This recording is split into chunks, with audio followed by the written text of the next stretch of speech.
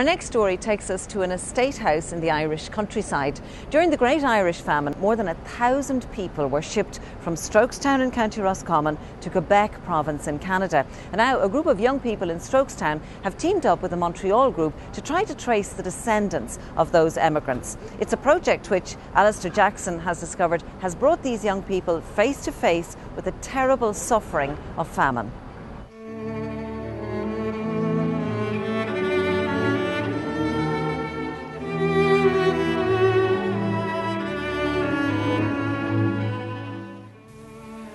Strokestown Park House is one of many such houses open to the public. But what sets it apart from others is the Irish National Famine Museum in what were its stables. Visitors moving from the house to the museum move to depictions of a famine recognised as the greatest human disaster of 19th century Europe. Its impact on the Strokestown area was recorded at the time. The museum is based around the original archive of documents that were found here in Strokestown House. But while tourists look through the museum, a group of local teenagers are in the library of the old house learning about the research techniques they'll need to find links with the descendants of those forced to leave. They're taking part in the Strokestown-Quebec Connection Youth Theatre project. Between 1841 and 1851, County Roscommon's population dropped by nearly a third. In that period lies the story, the tragic story of starvation, immigration, forced immigration, destitution, poverty, and all the rest of it. Virginius was one of 4 ships which took over 1,000 tenants from the Strokestown estate to Quebec in 1847. Richie Farrell's using the Irish Newspaper Archive site to get more information. 158 died on the passage. 186 were sick, and the remainder landed feeble and tottering. The captains, mates and crew were all sick. The Black Hole of Calcutta was a mercy compared to the holes of those vessels. Those appalling conditions meant some children were orphaned on the crossing and were adopted by French-Canadian families when the ships docked at Grosse Ile in Quebec. Some years ago, Grosse Ile Records and Canadian contacts led Jim Callery to Leo Ty. Leo was then over 90 and living in Quebec. Leo's grandfather, Daniel, had been one of those Strokestown orphans. When I went out there, I said, I must see this man. And it was exceedingly emotional. There's no doubt about that. So he, in French, told us a lot of facts about his family, about his grandfather, the ship he came on, and what happened.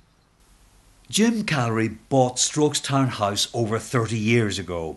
He's preserved its records and later opened the Famine Museum.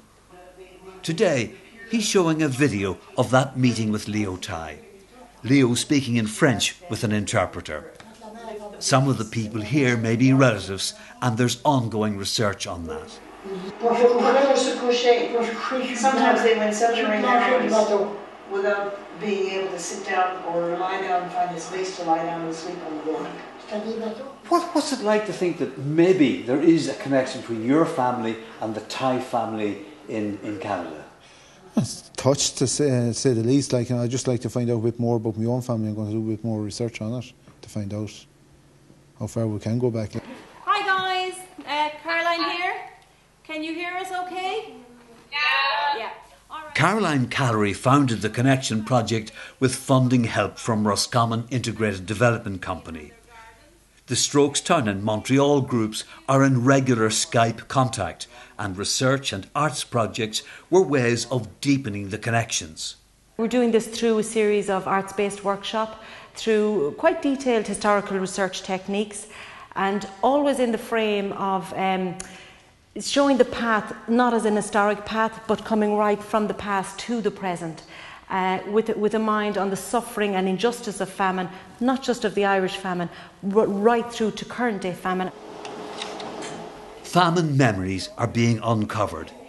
Emma Muldowney's grandfather, William, told her about her great-great-great-grandmother walking 30 miles each way during the famine to pay the rent. It's interesting. You learn about the famine in school, but it's more interesting to know about your family in the famine. When Major Dennis Mahan inherited Strokestown in 1845, it was heavily in debt. He called in Ross Mahan for advice. That advice? Massive emigration. Dennis Mahan, to be fair to him, wrote back to Ross Mahan and said, I don't think that this is the appropriate time to carry out your plan. And Ross Mahan came back to Dennis Mahan and said, all right, grand, I'll resign from my appointment or my position. And then reluctantly, Dennis Mahan agreed that the plan would be carried out. In November 1847, Dennis Mahan was the first landlord to be killed during the famine. Major Dennis Mahan was shot at this bridge going down that road. Another part of the project is making a video of the events of that time. So camera work, editing and presenting skills are being taught too. It's a lot more difficult than you think. Watching the telly, you're like, oh, that's easy, and then you actually stand in front of the camera, you're like, oh God.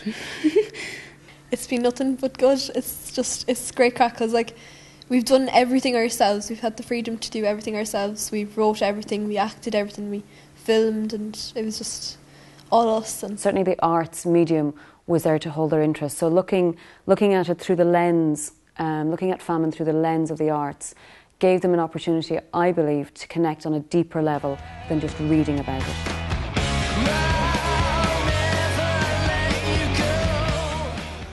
This is how the teenagers interpreted the pain of the famine.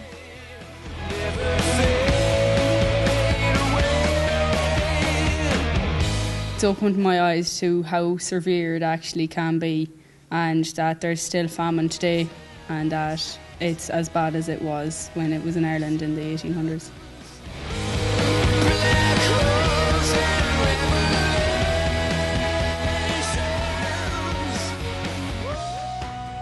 That story from Strokestown brings our programme to an end for this evening.